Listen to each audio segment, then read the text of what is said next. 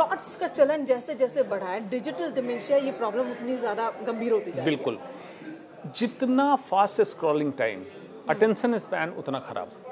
तो shorts, reel जो ये करते हैं, एक दिन में ऑन एन एवरेज जो रील व्यूअर्स हैं 250 रील देखते हैं। 250 उतने कंटेंट याद नहीं रहते। बिल्कुल, इसमें मेमोरी हो ही नहीं सकती है।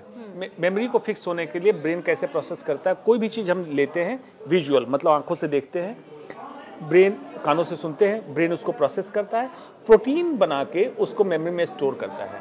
इतना समय आपने देखा नहीं, दिया नहीं और स्क्रॉल कर दिया, ऊपर चले गए। जब तक ये प्रोटीन बन रहा था तब तक आपने चेंज कर दिया।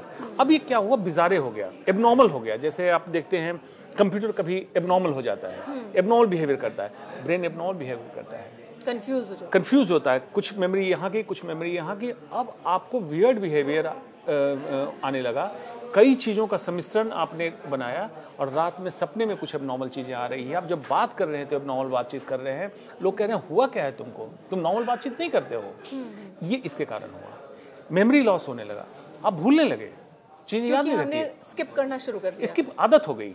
क्योंकि अटेंशन स्पैन इतना कम है कि जैसे आपने शुरुआत की थी, आपने फ़ोन उठाया, किसी को फ़ोन भूल गए, किसको करना है, फ़ोन उठाया, याद तो है किसको किया, किस लिए किया, भूल गए, चाबी रखी, भूल गए।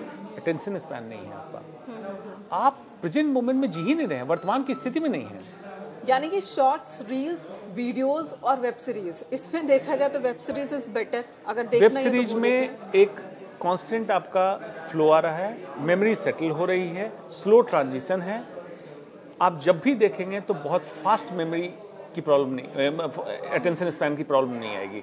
शॉर्ट्स में, रील में अटेंशन स्पैन की प्रॉब्लम आएगी। तो ये उतना डैमेजिंग है फॉर डिजिटल डिमेंशिया कंसर्न।